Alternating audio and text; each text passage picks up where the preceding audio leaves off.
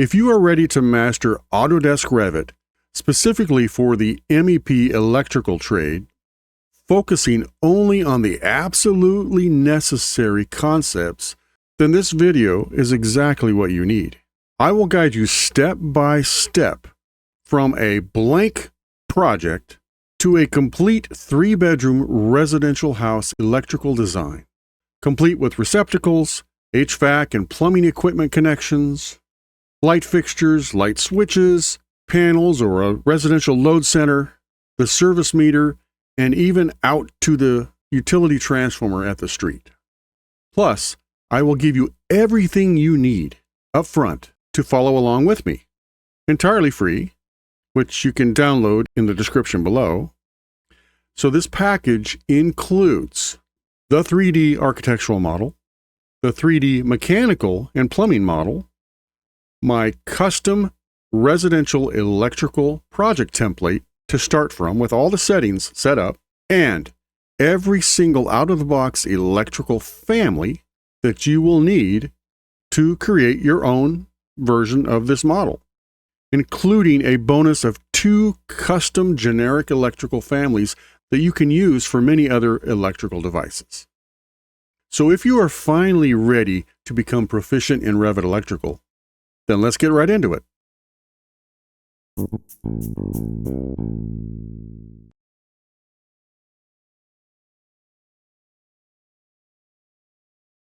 So now it's time to add a panel, or in this case, a residential load center to this project so that we can get all of this stuff circuited to it and develop a panel schedule that will show the load names and the circuit breaker sizes. So like I mentioned before, this project template has already in it the families you need. So let's go down to the electrical equipment this time. A panel or load center is an electrical equipment, not a fixture.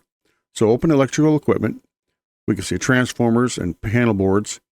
Now, these are 3-phase 208 and 480 volt panel boards that we'd use in a commercial installation. In our case, we were going with a single-phase panel. Now, don't let the 120 volt scare you. This is, for some reason, the way that Revit names this out-of-the-box single-phase panel, and we're going to fix it. So we have an MCB recessed or a surface. There's 2 different families for a recessed or surface.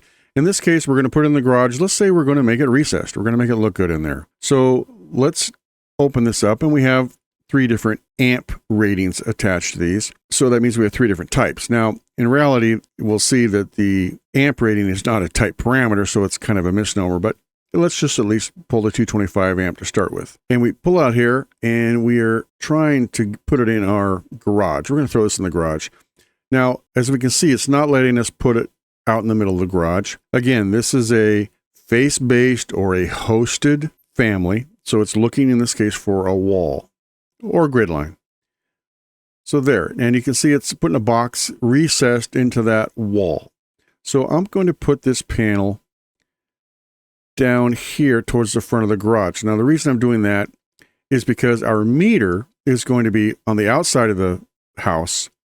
And we're going to say that, like some utilities require, that meter has to be within 5 feet of the front of the building. Of course, utilities vary all over the country, but around here, that's what they want to see. So I'm going to also put my panel just on the inside of that meter in the garage. So I'm going to put it up here, and it's going to be recessed in the wall about there. So click it. There we go. Now, out of the box panel just is a box. There's nothing fancy to its symbology. But let's click on that panel, and here we go, single phase panel, 120 volt. Now, I can't get to voltages or phases or poles in here, so that's a type parameter. So let's go to edit type, and I don't want it to be called 120 volt. This can be a 12240 volt panel. So we're going to make a duplicate type, and I'm going to call this a 120-240 volt single phase panel, or we also call it split phase, because it's a single phase of 240 volt that they split right in the middle. They throw the neutral right in the center of that to give us 120 volt between hot and neutral on either side. Again, the panel voltage, the maximum voltage of this panel line to line is 240 volt, and the number of poles is 2. There's 2 hots. And there's no load classification anyway with a panel. So the dimensions of it are type parameters. So that's probably why they have 100 amp and 200 amp separate, because they'll be different sizes, and it depends on how many circuits you have. This out-of-the-box family happens to have some smarts in it that will change the height of it based upon how many circuits you have. Now, we can't enter how many circuits are in here. It's not a type parameter. Let's go ahead and accept this. That is all here. There's a lot of instance parameters in a panel. All the loads are based on this one panel instance. The elevation is based on this. Now, 4 feet, well, 4 feet from what? The bottom, middle, top? We'll have to look at that. But down here under electrical circuiting is where we get to some more electrical information. The maximum number of single pole breakers. Right now it's set up as a 12 circuit panel. That's a small panel. For a home nowadays with all the electrical connections, I would go with the 42 circuit. So let's go 42. And that's 42 full-size circuits. And then the mains and the main circuit breaker, we're going to leave the mains at 225 amp. But the main circuit breaker, I'm just going to have a 200 amp circuit breaker. And then the distribution system is already picked out at 12240 single-phase 3-wire. It is automatically set up to match my voltage that I said this panel is. There's a way that we can add different distribution systems. If you're in a commercial world, you may need a 12208 3-phase system or 277 480 volt 3-phase system. You may need a medium voltage, or maybe you need some low voltage 12 volts. That can all be added to your model if we need it. But this is all we need for now. So we're good there. Now, this is all set up to receive both 120 volt and 240 volt 2-pole connections. This all has to be set up this way, or we can't connect our receptacles and junction boxes to it. So that's a key in Revit too. These things have to match, or it won't let you do it. And a lot of people run into issues with things not connecting, and that's the basics of it. So we can start here in the garage if we want. And just to let you know that the way Revit circuits is it assigns a circuit automatically, the next available circuit. I cannot say, connect these receptacles to circuit 1. Connect them to circuit 10. I cannot specify that. The way Revit's built, it tells you where it goes, and we can easily move it around after, but that's the way they set it up. So I'm going to connect the receptacles, standard receptacles in this garage to my panel. So I can select them all, and the way you can select more than one is to hold down the control key and then select another one. You can see the little plus sign, which means I'm adding to my selection. You can select all 5 of these, and then let go of the control key. And then I can power all of them up, hitting the power button. You can see some dashed lines, which can indicate wiring. It's not there yet. They're just dashed to give us an idea. That's where wiring would be shown if we wanted to. But now we get the selection to pick a panel. Since this is our first time to select a panel, it says none. So we can hit the drop down and see what panels are available. Well, you will only see panels that match the electrical characteristics of these receptacles. Like I said, they're set up at 120, so it can connect to our 12240 volt split face panel. So click on that. Now they are automatically connected just by doing that. If you look over at the right, circuit number 1, and the panel's name is this long name, 12240 split phase. They are now connected. That's all I have to do. Now, if I do want to show arcs between them for wiring and a home run, I can hit the arc wire or chamfer wire buttons. On previous residential projects, I did it that way because that's how we do it most of the time commercially. A lot of people, though, will just put a circuit number next to the device rather than all the arcs. So you can do either one. In this project, I'm going to do it the simpler way with just circuit numbers. So I'm not going to hit the arc wire button. You can tell here what I have selected is a circuit, not a device, not a panel. I have a circuit selected right now. I can edit that circuit. I can add more devices to it. So let's say I want to add this outdoor receptacle to this circuit. I can hit Edit Circuit, and now I'm in the Edit Circuit phase. It defaults, you can see the blue, it defaults to Add to Circuit, the plus sign. Or I can click it just to make sure I'm adding to the circuit. What am I adding? Well, I want to add a receptacle. The ones that are already on the circuit are dark. The ones that are not on the circuit are light. So this means that I can select that receptacle and add it. Now, one thing I'll note is that I can only select electrical pieces. I can't select even room names, which is kind of handy because when things get busy, it's hard to sometimes to get narrowed into that. So that's handy. Let me just click on that. Now I've added it. It darkens up. I've added it to the circuit when I hit finish. Now, why am I worrying about adding all these to circuits? Well, this is one of the great powers and advantages of Revit, is that I can add things to the circuit. It will automatically tally up the load in like a commercial environment when you add up loads one by one. Residentially, it's not as important because we're not adding loads that way. We're going to do it based on the square footage method and things like that. But we still want them connected so that we can indicate which circuit they're attached to. So we want this all interconnected like that for a number of reasons. Now, I don't see anything different here in the plan after doing all of that. What's the big deal? First of all, I'd like to give my panel a name. Right now, it's just called this. Well, I don't have to go into the type parameters and do a separate type for the name here. Panels are different. In panels, the name is already an instance parameter. And if you go down here to General, Panel Name. So it's an instance parameter to give it a name. And I can just call this, it's the only panel in the house. And how many people have a name on their panel board or their load center in their home? None that I know of. But for circuiting reasons, we're going to give it a name. And I'm going to use capital. We're just going to call it P1. Apply. So it's called panel P1. Now I want that name to be reflected. Again, I want to use a smart tag. Get in the habit of using a smart tag versus just dumb text. So let's go to annotate. And I can go to tag by category or again up top. And it's going to take the default panel or equipment tag. Let's see what that tells us. There. The default happens to be the panel name. And I can have a leader on it, or sometimes on panels I don't want the leader. Well, how do I get rid of it? I click on it, and then I go over here and uncheck the leader for this instance of this tag. And now I can just put that in front. It doesn't say panel in front of it or anything fancy. It just says P1. When you get more advanced, we can get in here and edit this tag to maybe have an underline or maybe quotes. Maybe it says panel. We can do some customization to it. But again, that's a more advanced feature that we're not going to get into in this beginner lesson. I want to also label these receptacles with what circuit. Now we know what panel. There's only one panel. But let's get the circuit number. Now how can I do that? Let's see what happens if I tag a receptacle. Tag. Okay, we get a question mark. Well, what's that question mark? Let's see what this tag is doing. And a lot of this depends on how it was named. This one just says electrical fixture tag. Well, that doesn't tell us what it's tagging. You know, what data is it pulling out of this receptacle? Well, we can't tell by the name. Well, we have others. Like we saw before, we have a panel tag and a circuit tag for electrical devices or fixtures. So let's try this circuit tag. There, circuit 1. And again, I don't want the leader, so I'm going to get rid of that. Now, I can put the one right next to that.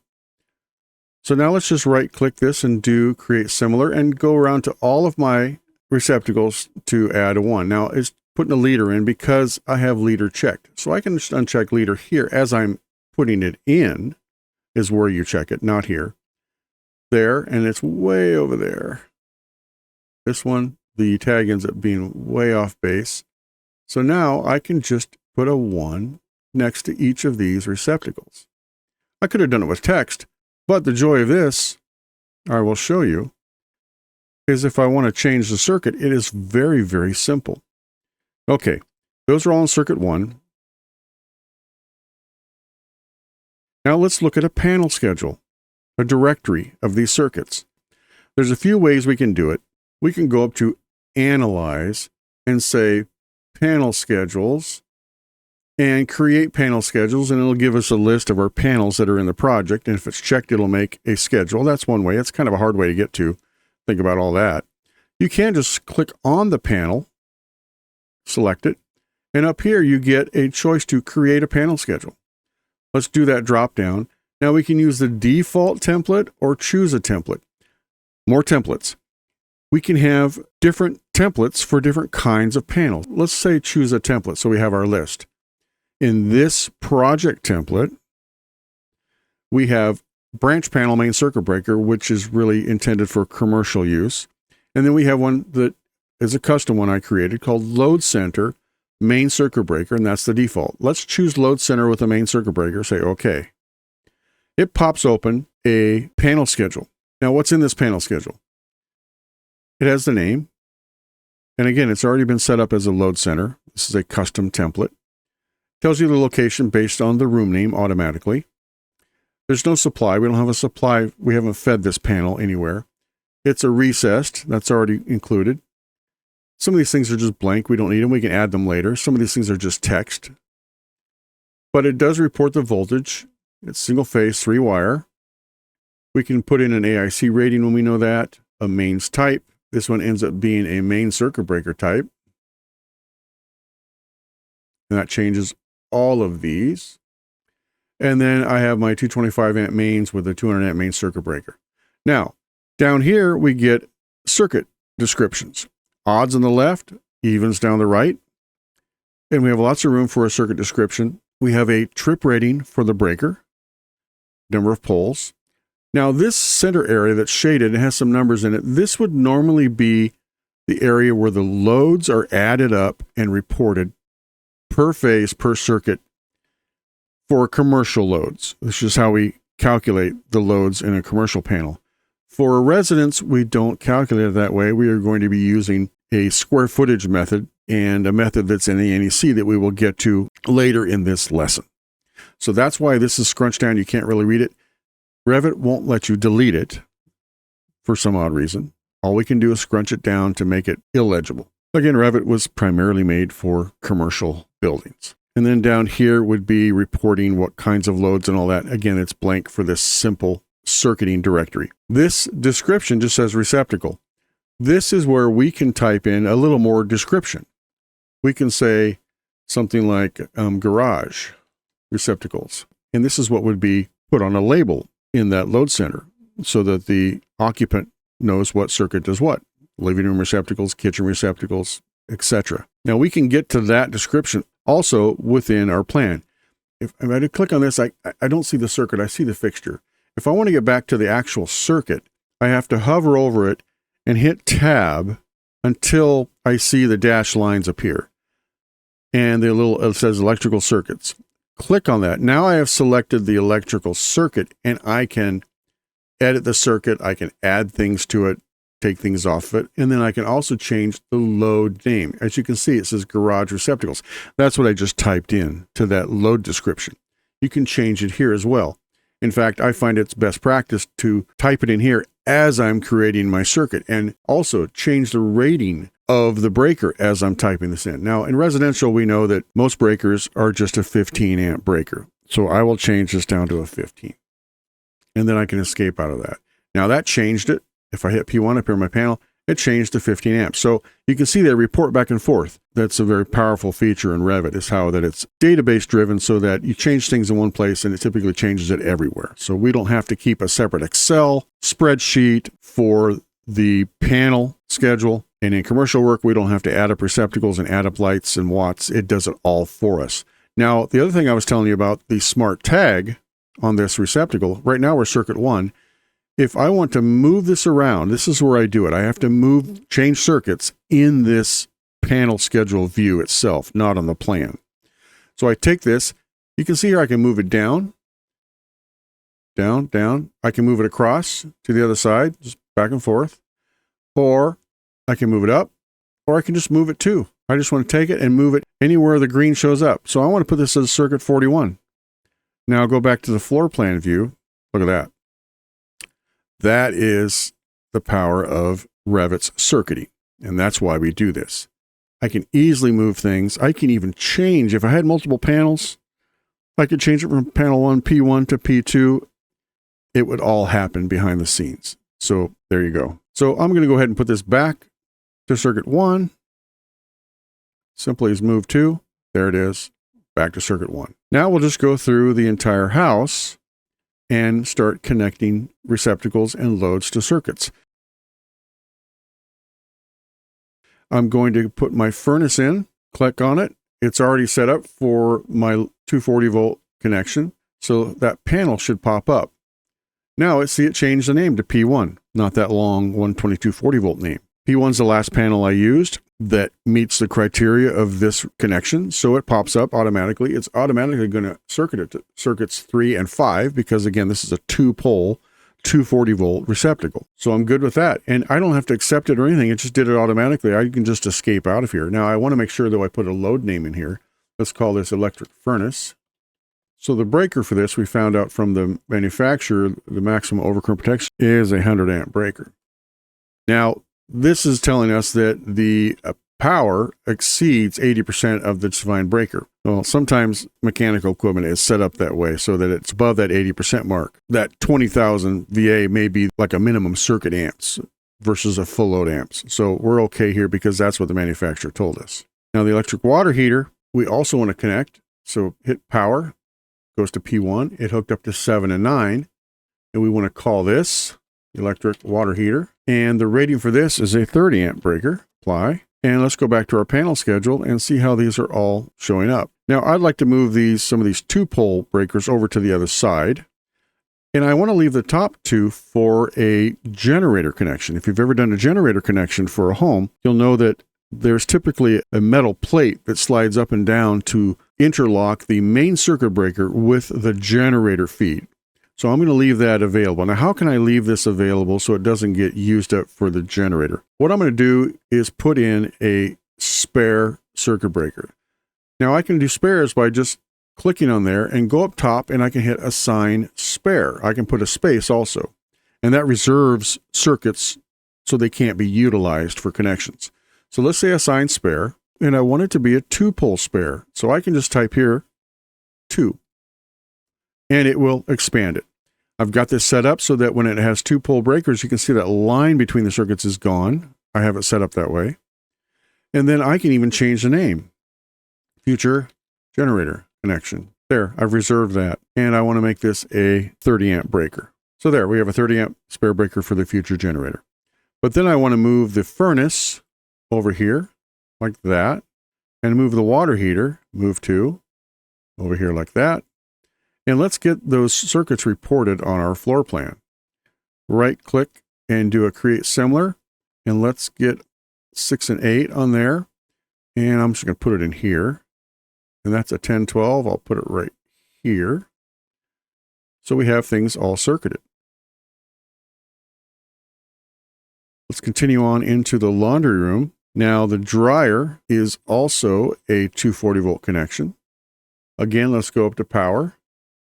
I want to call this dryer, and I want to make that my 30 amp connection. Apply it. And then I'm going to tag it. Right click on the tag. You can see how quickly this goes once it's set up. The washers on the laundry circuit. Now I can have both of these on the laundry circuit. So I'm going to hold control down and pick this as well. I have those both selected. They turned blue. Let's go to power. P1, it assigns it to the next breaker. And again, I'll go on the panel schedule and move things around as I like. This one's called the laundry, and it has to be on a 20 amp breaker per the code. So I'll leave that there. And escape out. Let's go ahead and tag these as well. Tag circuit 7. And that's circuit 7. I'll come back to the exhaust fans later because I want to add some controls for those as well. Let's jump into the master bathroom, and we just have a couple receptacles here. Now, code rules say that we have to have separate circuit for bathrooms. We can have multiple bathrooms on the circuit, but you'll get the blow dryers and the curling irons and the hair straighteners and all the appliances. So I'm a believer in circuiting each receptacle in the restroom as its own 20 amp circuit. In fact, I've had to bring in a separate 20 amp receptacle and circuit into my own personal restroom. So here we go. Power that up. Master bath receptacle, and it's a full 20 amp. Apply, and let's get the circuit number on that.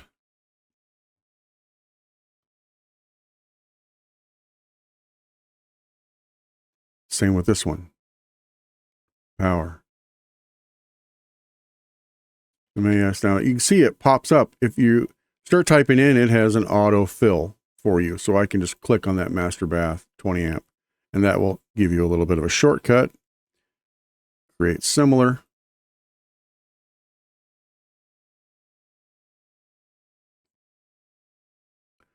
Now let's get to the master bedroom. I'm fine with all of these being on a single circuit. I like each bedroom on its own circuit. So this time I'm just going to select one and circuit it. So master bedroom receptacles. And it's going to be a 15 amp. Now I want to add the rest of these. So now I'm going to use the edit circuit method where I add them by selecting them in circuiting mode and then finish. Now they're all added. Now I can simply right click and start tagging. Now there is a shortcut where I could just hit annotate tag all like I did with room names. I can say electrical fixture tags. Now it put a bunch of question marks everywhere. Now which one goes to which?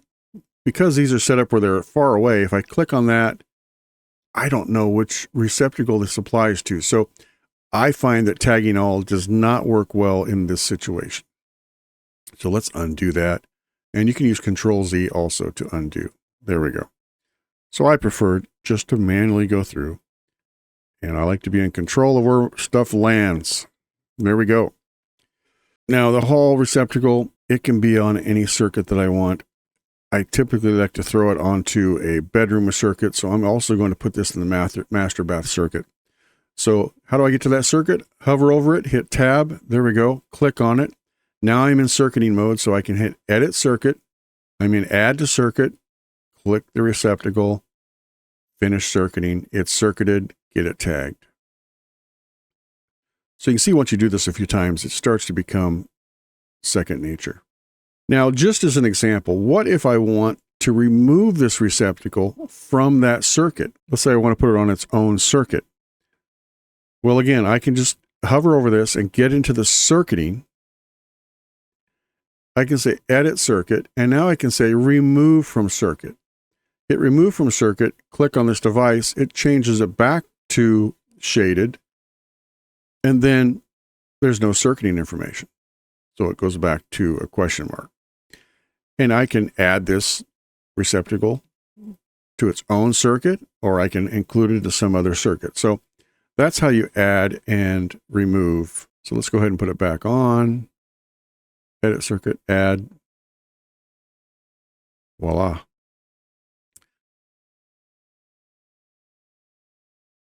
Now, when we get to the kitchen, again, if you review the NEC rules, you will see that there's specific circuiting requirements. In general, we're required to have 2 small appliance branch circuits that serve the above counter spaces and the dining area. A minimum of 2. Of course, that makes sure that we have enough power in our kitchen for all these electrical appliances. I personally like to keep my main 2 in the kitchen and then add circuiting for the dining as well. Depends on your budget, of course. If someone's doing a very budget-conscious house, you can combine things down to the code minimum. You live with the consequences, but the way I'm going to do it is apply the 2 circuits in the kitchen for the above counter. I also put my microwave on its own circuit, typically because it's built in. I even put the refrigerator on its own circuit. Some refrigerators can get pretty large in load. So let's go ahead and do that. So the above counter receptacles, I've got 1, 2, 3, 4, and I have island receptacles, 5, 6. So I would really like to divide those so that half are on one circuit and half are on the other circuit. So I have some diversity in circuits if I'm setting crock pots or whatever we put on the counters here, coffee makers, espresso makers. These aren't both on the same circuit. So what I'm going to do is pick this one, circuit it. You'll see that I like to circuit one first and add the rest. So kitchen circuit A. The 20 amp circuit. Let's edit the circuit and add additional. I don't want this one. I want this one and I want this one. So those 3 are on this circuit, and let's go ahead and tag those so I can keep track of what's been circuited. Circuit.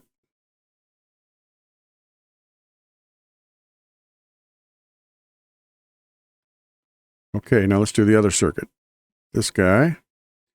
power, kitchen, circuit A, and then I'm going to change that to a B. 20 amp, that's good.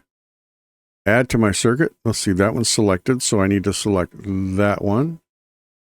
And not this one, but this one.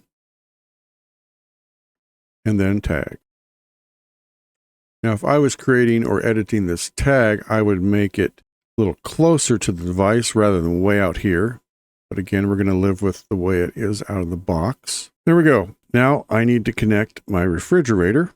And I could even say that this is the fridge. Now I can do a smart tag here if I want. A smart tag for the name fridge. Now it's less likely that I'm going to be changing the name of this. But in a commercial setting, this fridge would have a different load. So I would definitely keep this different. So I'm just going to do it as good practice. I'm going to call this a refrigerator as the type. I'm making a new type. And in commercial world, I would put it maybe up around 1500, 1200. So like I say, in commercial, you're more worried about these loads than we are in residential. And I'm just going to call it fridge for a shortcut for its tag. Now I'm looking for a tag that's not the circuit, but it actually reports what is this. Similar to what I did down here with the furnace. I have two different tags on this furnace. And it's the same piece of equipment. It's the same category. How can I get to two different tags? Well, what I can do is I can right-click on the tag that I want to duplicate, and it will do that for me. So if I right-click on the name, then that's the tag that it will use for this. See how it says fridge? Now, I don't have a leader. I can add my leader over here and move things around. So that tags the name. Now, if I want to hook this up to a circuit and then tag it, I will use the other tag. So you can see you can have many different tags for the same piece of equipment for the same category. Let's go refrigerator, 20 amp circuit, escape out of there, and let's tag it with the circuit tag this time. There we go.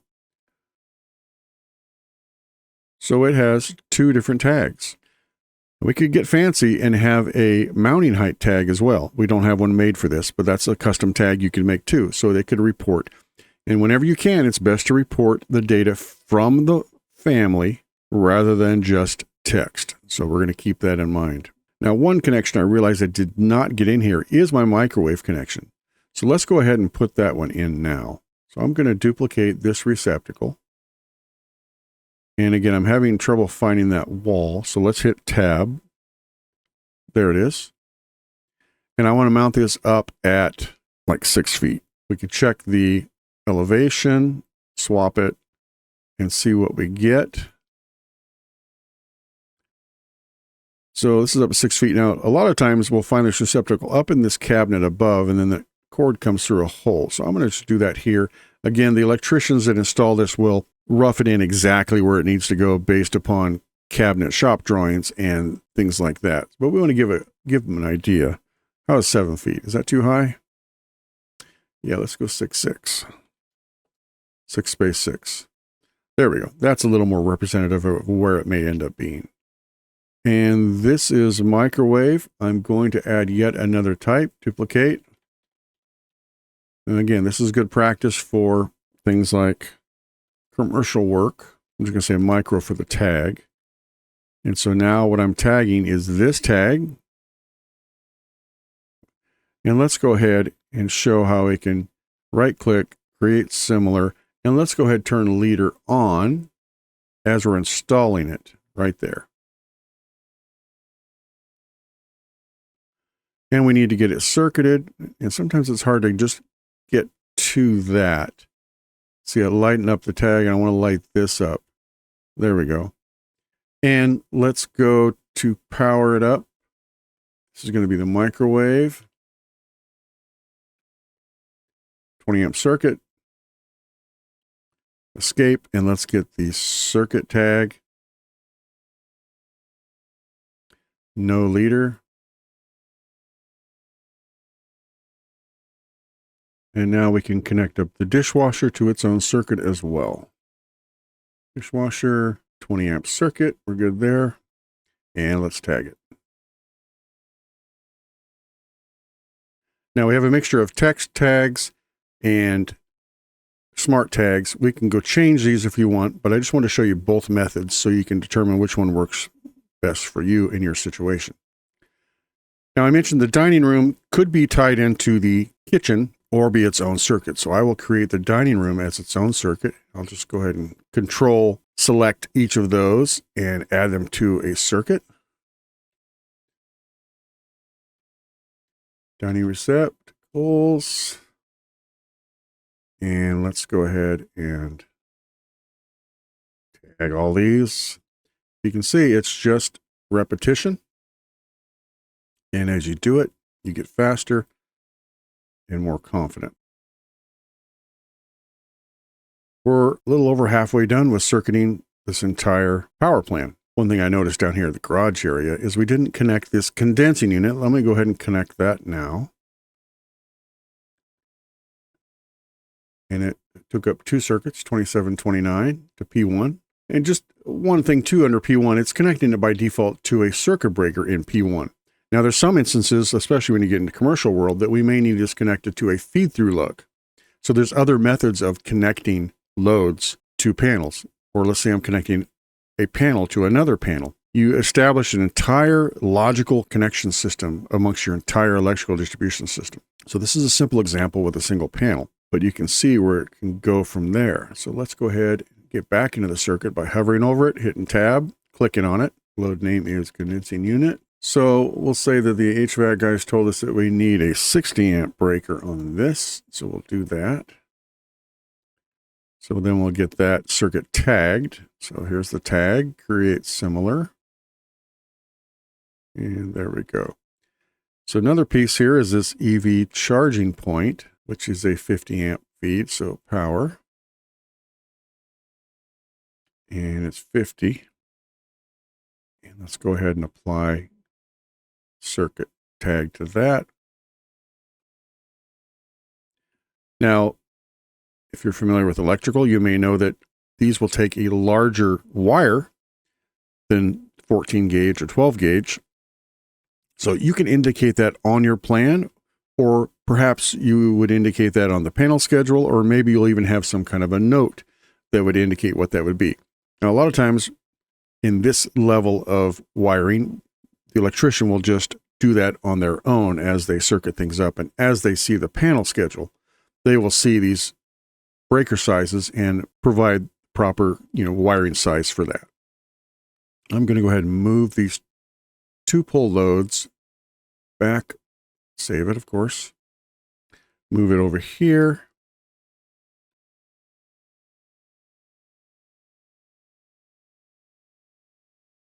Again, you can arrange these however you like. Let's move this up here. Again, move these around however you like. Also, one thing I noticed in the garage, typically there's a garage door opener that may be attached in the ceiling. So how do we add a ceiling receptacle? These out-of-the-box receptacles are made to attach to a wall. We don't have any wall up here. So in my normal commercial work, I have a custom family that's not hosted. So it's a free-floating receptacle that I can put anywhere. We don't have that here. So what we will do is we will just use the junction box symbol because it's free-floating. And we'll just say it's the garage door opener connection. And then the electricians will just have to realize that that may be a receptacle. That's one way to do it. Another way we can do it is we could fake in a piece of wall that's here and then hide it. Now that looks kind of weird in 3D, so I don't do that. I'm just going to use the junction box. So let's just use, it's 120 volts, so I'll use my fan. I'll put it up here. And I'm going to treat it like an equipment connection, duplicate it, and say garage opener. Could be garage door opener. Garage door opener. It's going to be maybe taller than 8 feet. We can look at the section, but we can tag it with its name. Leader. And let's connect it to this circuit. So hover over, select, edit circuit, click on the junction box, we're done. And then that is now circuited to circuit 1. And I don't need a leader, so we can get rid of it over here.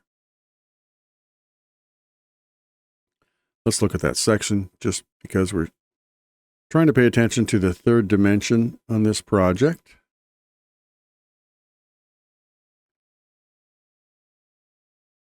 Can't tell, but if you hover over that and click it, you'll see that it's a room.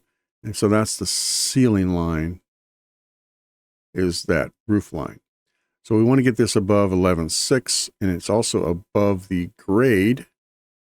And let's go 11.6 and see where that ends up. To the bottom of the box. There we go. So that could be a recessed receptacle up in that ceiling. Now, what happened? We can't see it. Well, guess what? This is a view range issue still. Let's check the view range. Now, remember, we have a plan region, so it's not the standard view range of the main view. It's the view range of the plan region that we need to deal with. So let's look at that view range again. Our top limit is the roof. Our receptacle is above the roof. So now we need to be above the roof. It won't let us add an offset above that roof, so we may have to go with unlimited. And there we go. Now we can see above the roof. So again, the almighty view range is very important. Let's go finish the rest of this house. We're going to put the rest of the great room on a circuit, including the hall. So let's go power, great room, receptacles, and it's just a 15 amp. We're being economical here.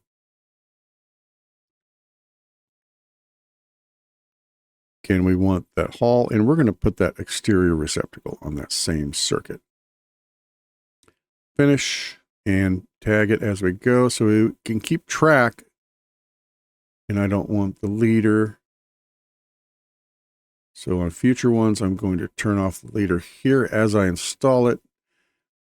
But circuiting is a great way to keep track of what you've already done. You know, cover your, mark your tracks as you go. Will also help you realize if you forgot any. And we have a couple bedrooms to do, so we will do those separately. Power, edit circuit, bedroom, receptacle, bedroom. Let's see, bedroom 1, receptacle, 15.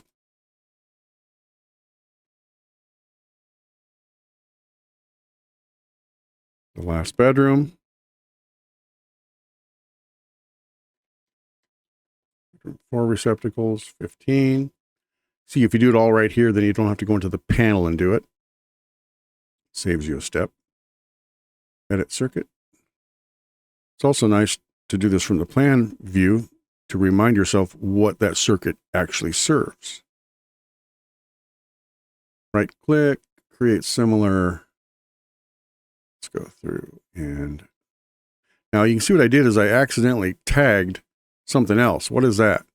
A wall tag. Well, I can actually tag the architect's walls, which I don't want to do. But you may find yourself accidentally tagging the wrong thing and just get rid of it. I can tag many things. Walls, doors, windows. So I just want to make sure I tag my electrical stuff. So again, we're going to connect up this receptacle in the bathroom to its own circuit for all the restroom tools that we use. 20 amp for that. And there's no other receptacles, so I can just escape and create similar. 29. So there you have it. The main connections are done. We still have some exhaust fans to deal with, which we will deal with now.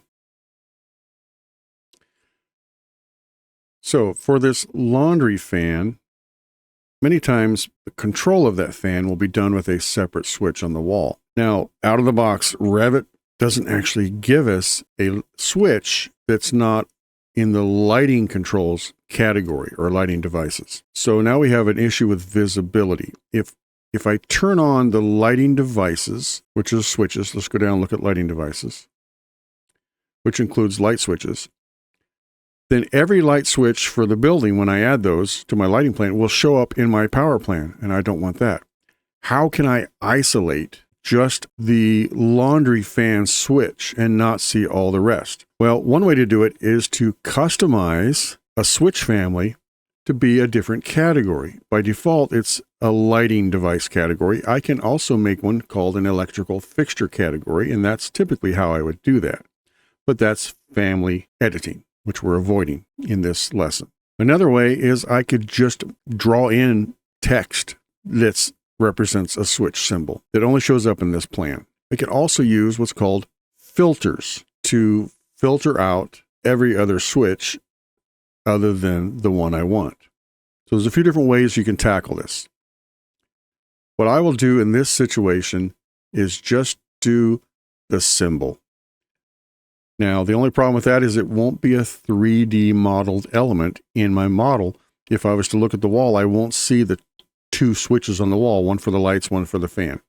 So, you have to weigh the options there. But in this case, I'm not so worried about that. So what I will do is I'm just going to use an S for a switch.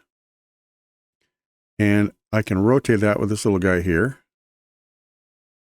And I'll put that down here. So that's my shortcut method in this situation for my laundry fan, unless you get more complicated. But having said that, let's go ahead now and connect the laundry fan. I can connect it to this laundry circuit. I don't need a separate circuit. So let's go ahead and do that. Let's just hit Tab, Edit Circuit, connect there, finish connecting. And again, let's go ahead and tag it.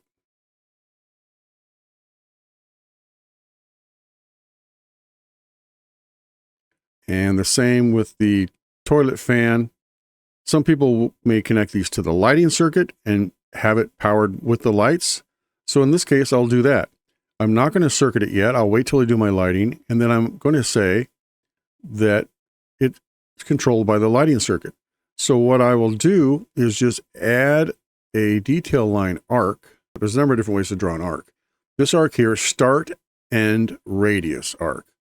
So that means I select the start at the J-box, the end is out here, and the radius I get to choose. I'll choose that, and I'll say something like 2 lights. Simple as that. And that will indicate that this actually gets controlled by the lights and the light switch. And I just have to remember to circuit this to my lighting circuit. Same thing with this bath fan. I'm going to do the same thing. Let's just arc it. And say 2 lights. You may have a more sophisticated fan. It may have an occupancy sensor or something like that. It may be on a timer. Anyway, you work with your HVAC designers to decide which way that gets controlled.